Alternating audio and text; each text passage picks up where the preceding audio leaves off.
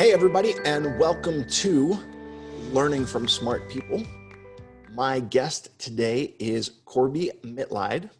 She is a psychic channel and medium, reading since 1973, but she's always been the different one. A writer and visionary in a completely medical family. Her father's a doctor, her mother's a nurse, her brother's a doctor. She has always made her own path rather than take the one cut for her by others. Corbie, welcome to the show. It's good to be here. Listen, I appreciate you coming on. Let me start off kind of with that backstory. You're coming from a family where it's all medical. It's all, I'm assuming, kind of cut and dry and by the books. So with that background, how do you kind of end up being the outside the box child? Interestingly enough, I always say that my brother and I are two halves of a Rorschach with my father. Yes, he was a brilliant, compassionate, insightful cardiologist, but he was also a poet, a writer, someone who loved Lauren Isley, someone who wanted to know about the world. That's my half. The doctor half is my brother, who is world famous in cystic fibrosis and asthma. So Dad did a good job.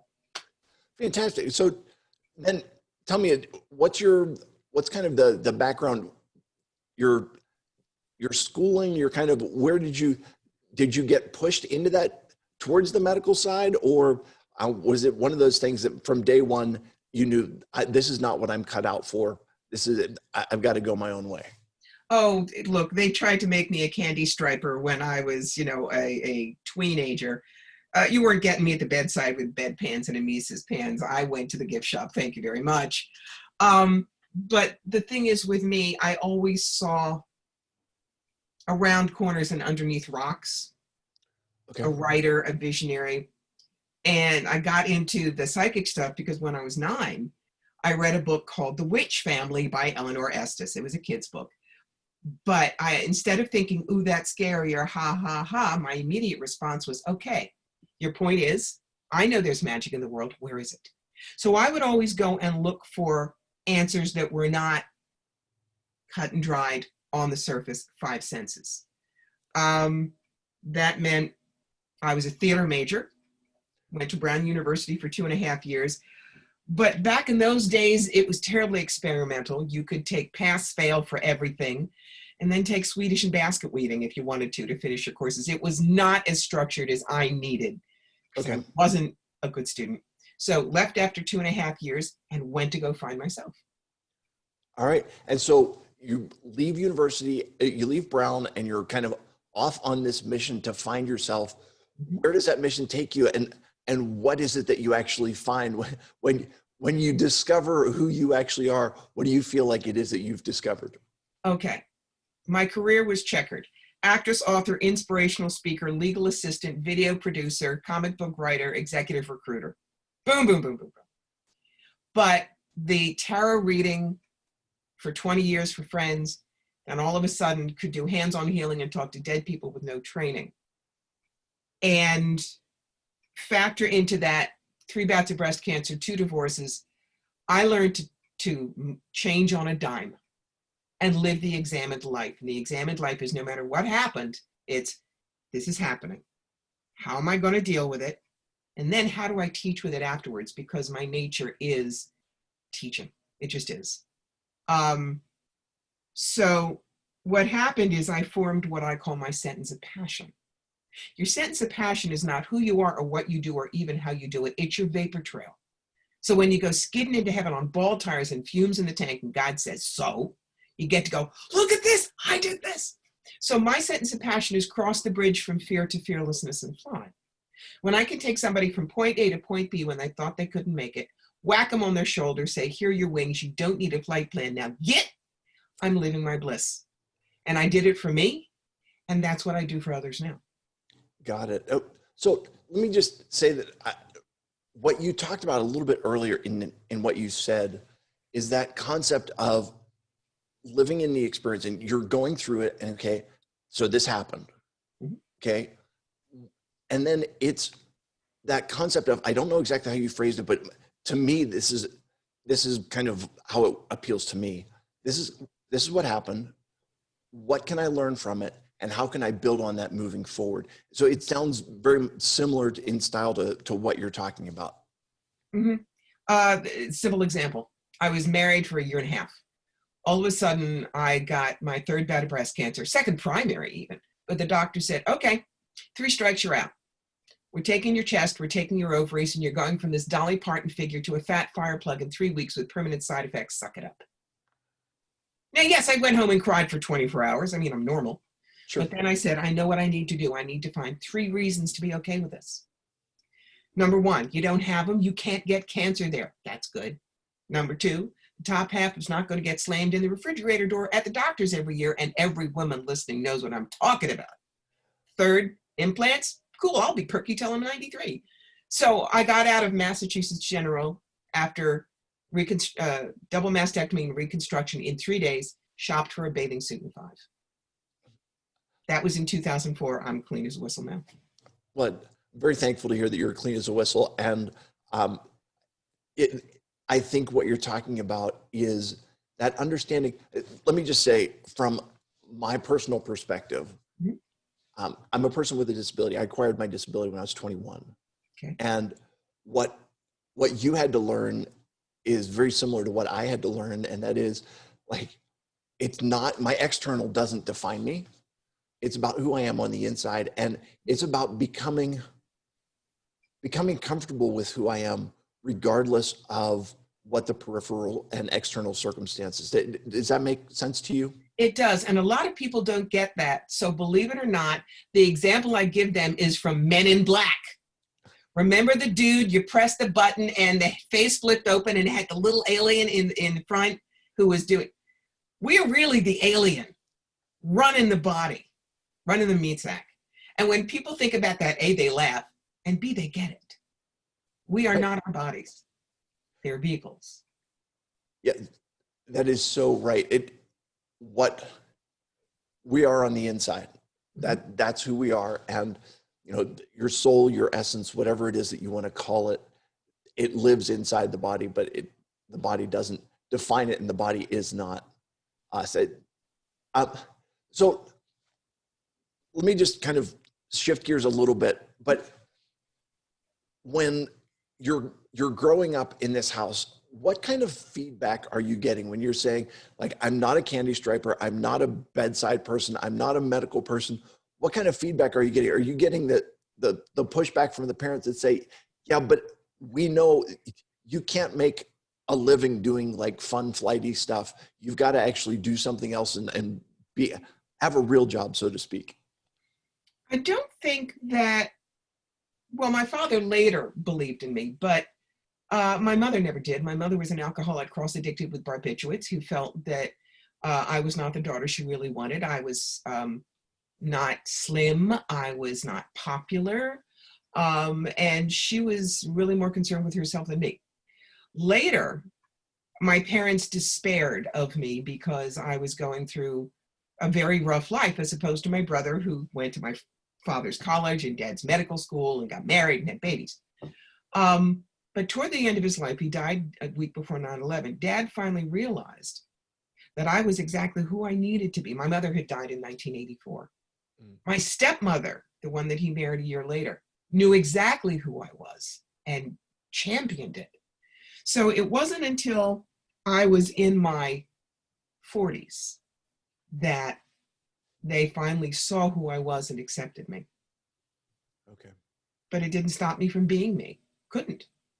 Well, I mean, the Corbie train was in motion from the beginning, and it was just a matter of them getting a ticket and getting on board, because it just seems, even in just talking to you for a couple minutes, that you knew who you were, you were comfortable with who you were pursuing being yourself, and their approval or disapproval wasn't part of that. It was a matter of, either eventually they will come around, or even if they never come around, this is just going to be who I am. Yeah. Yeah.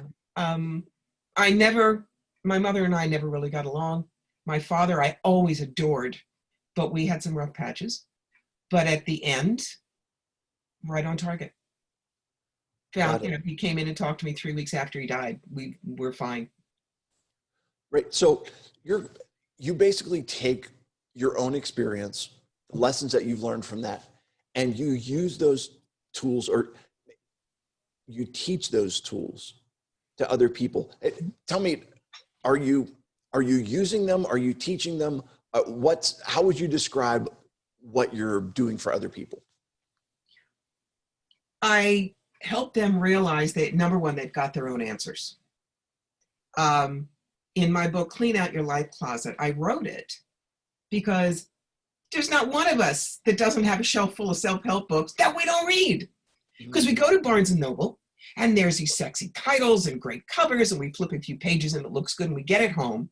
And then we find out that this person wants us to go vegan and do yoga 3 times a week. And, I'm sorry, I live in Reedsville, Wisconsin with 2 kids and I'm a school teacher. This is not going to happen. Sure. So what I did is I wrote the book, 4 subjects: clarity, adaptability, simplicity, and making friends with stress. But I structured it like this. The first part is, these are some of the stupid things I did. Here's a client example. Here's some things you might think about. And at the end of each chapter, you have what I call the adventure pages. These are open-ended questions that there are no right or wrong answers. It's specific to you. For instance, in the chapter, Finding Happiness with What You Have Right Now. How good are you at finding happiness in the moment? If you aren't good, what do you think stops you? That is specific to you. You can't flip through the book and see what it said you were supposed to say. So if you do those adventure pages, by the end of the book, that becomes your personal journal. And your best bud could have bought the book at the same time and read it at the same time, but for them it would be completely different because it fits their life. What I do is I tell my people, I trust you to find your own answers. I'm here to help. Right. You're the final. And in that way, the concept is you're there as a guide. You're not there as a traffic cop or as a director, or or even as I don't even know, a map, right? You're there just mentor, not guru. Yeah, it makes so much sense. You're right in this. So many people buy self-help books, and what they do is they make us feel good for a minute, because like, oh, I have this thing, and they give us, I would almost say, they give us like some form of hope to say, like, I'm not comfortable with where I am. I need to grow. I know that something needs to change. Yes. But you are also so correct in the fact that just buying a book isn't going to change anything. It's absorbing the material that's in there. And sometimes it's worse, because this is one more thing I'm doing wrong, because I'm not doing it like they say. Right. And one of the things I really appreciate about what you said, though, is that each of us has to find our own path, our own journey, our own way. Yes. And your way is different than my way. And that's okay, because it's your journey and it's not my journey. And I really think the other piece that goes with that is, a lot of people, when they're writing a self-help book, what they do is, this is how I did it. And so if you do it like I did it, then you will become like me, and you will have whatever it is that I have that you want. And what I'm hearing you say is, that's not it at all, because you need someone to kind of ask the questions, but they've got to stop at asking questions and allow you to answer those questions, because your answers are what forms your life. All of our lives, we're told somebody else knows, and we don't. We are taught not to trust ourselves, when who's lived our life but us? Who's had our experiences but us? So it's logical we'd have our own answers, just like we know what we want to eat, but we need to look in the kitchen and see what we've got to make the food. Sure. Same thing for the book. Yeah, no, I understand.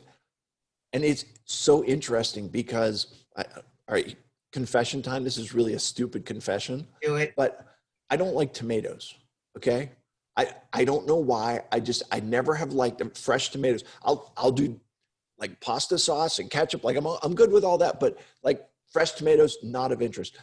my friend who lives down the street absolutely loves tomatoes, and he's convinced that I just haven't had the right tomato. And so we have this discussion, and he goes over with me all the time about why I'm wrong for not liking tomatoes, because he loves them. And now if I experience them with his taste buds, I might have a very different opinion of them, but I use my taste buds, and I just don't like them.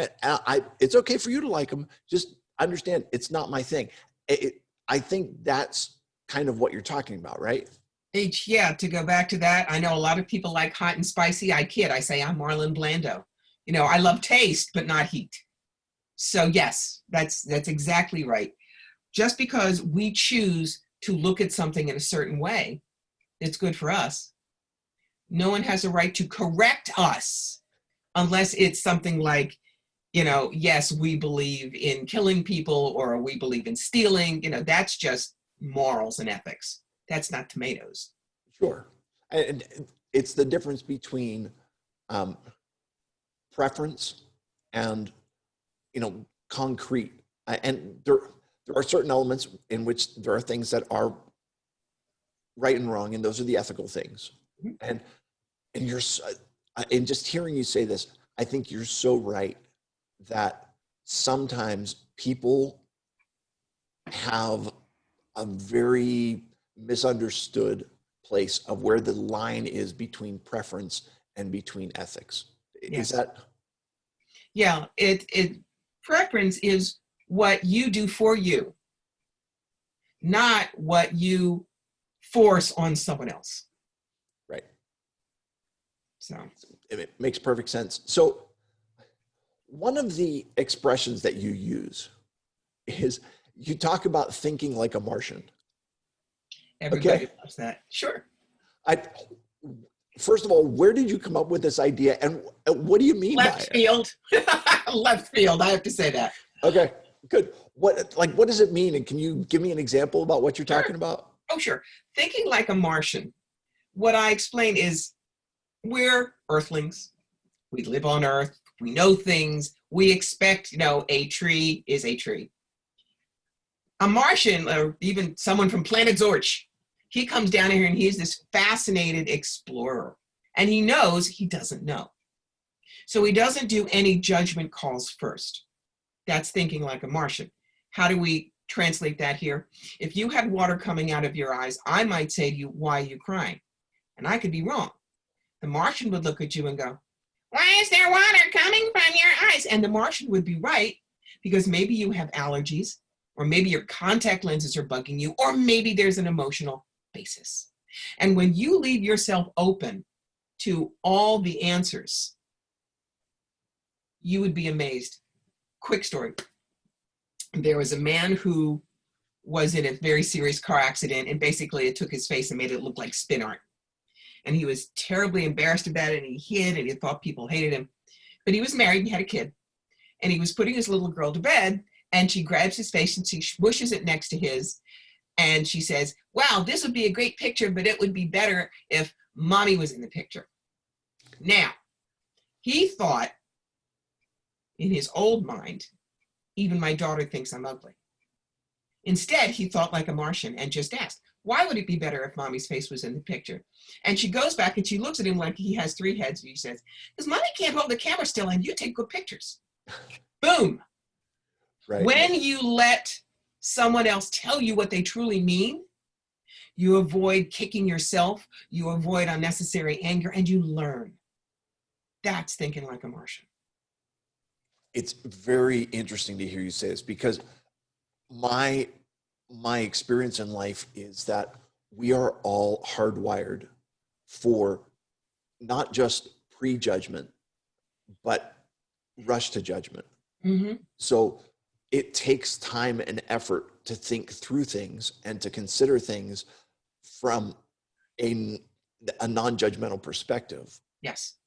And as we do this, it's kind of stop and listen and allow other people to explain what's going on. And when you do that, you find out that what your initial thoughts, your initial reactions may have been very, very different. And as a matter of fact, I think that what we're talking about is, I don't know what things look like from your perspective.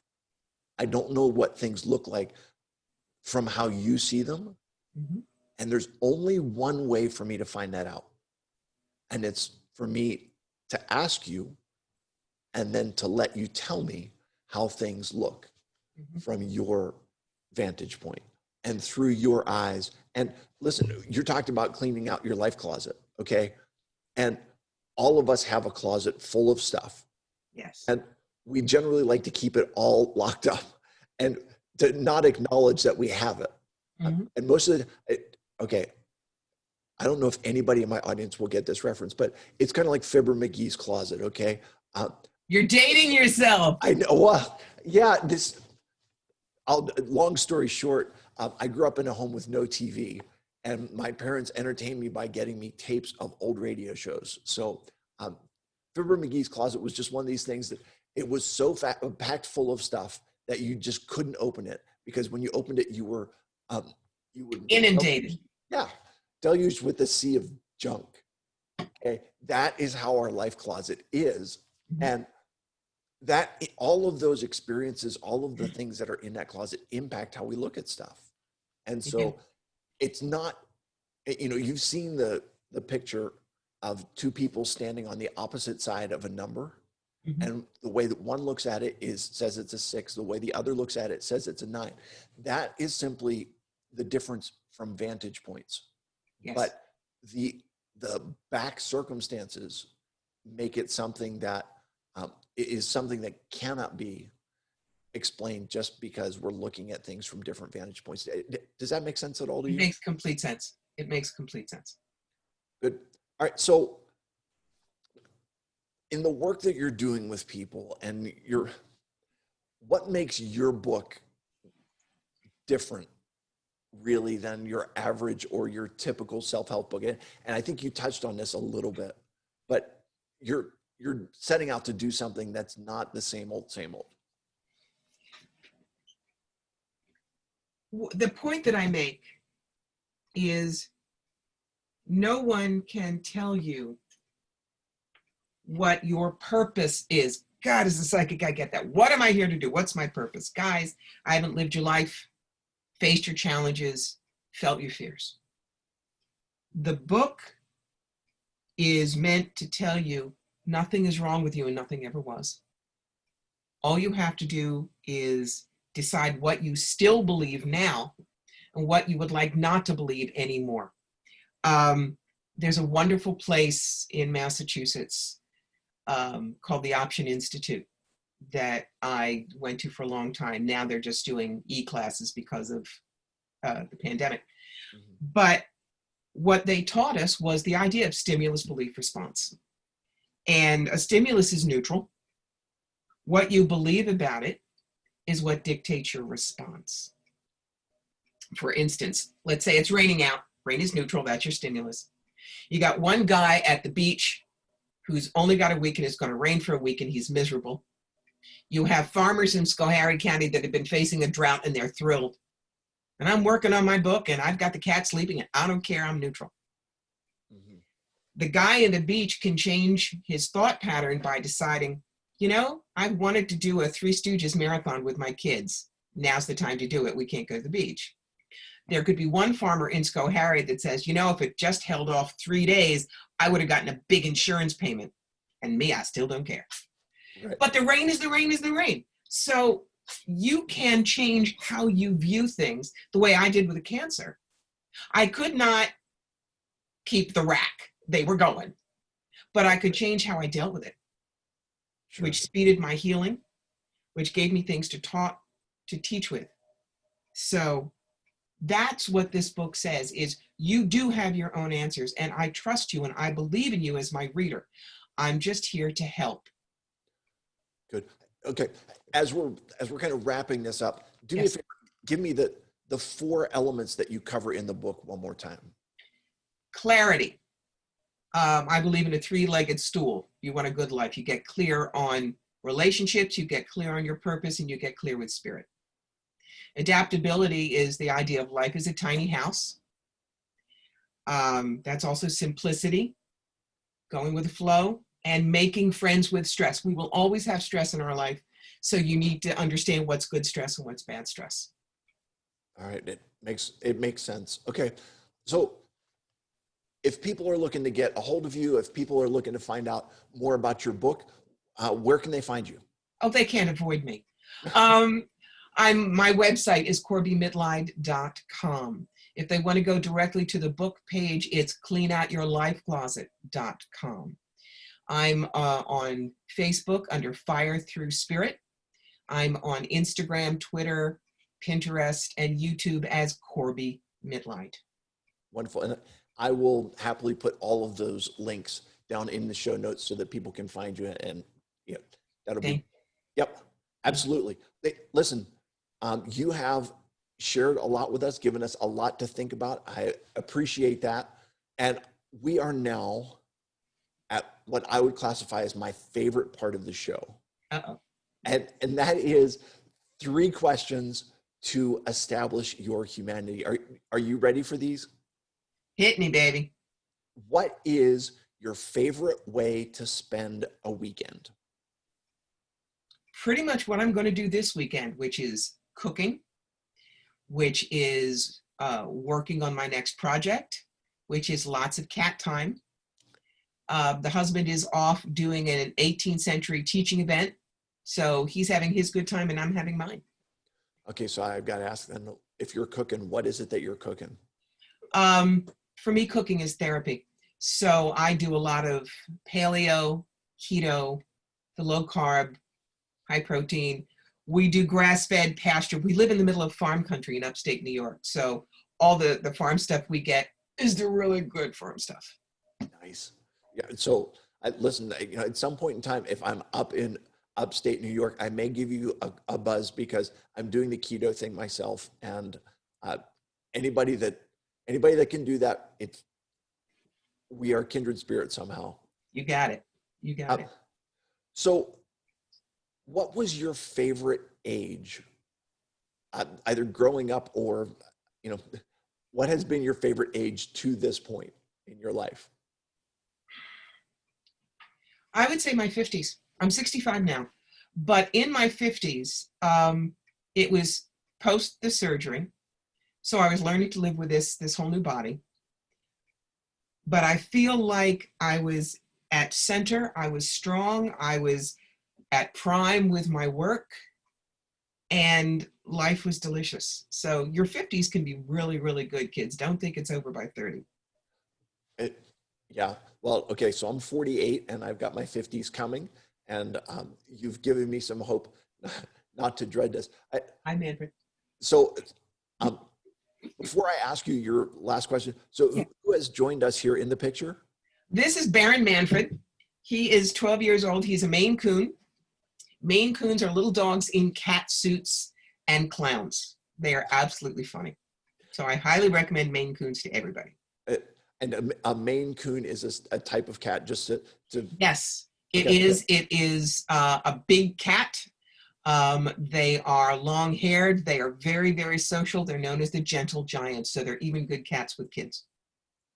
Wonderful. Okay. Last question is, what is your death row meal? So if you're on death row and they say, this is your last meal that you're ever going to have, what are you asking for as your last meal? Fresh peaches, perfect iced tea, fresh bread with butter. Little things, simple things. And I'm assuming that's got to be fresh churned, like upstate New York dairy cow butter. Actually, Kerrygold from Ireland, but yeah, I do upstate if I had to. Fantastic. Hey, listen, Corbie, thank you so much for being on the show. I really appreciate this. You've given us, like I said, a lot to think about. To all of the listeners today, thanks for sharing your time with us. Thanks for taking time out of your day to join us here on Learning from Smart People. I would ask again, check us out, subscribe, check us out on social media, drop us a comment, let us know what you think about the show today, about the show in general. And I will remind you all, as always, that when you stop learning, you stop living. Have a great day, everybody.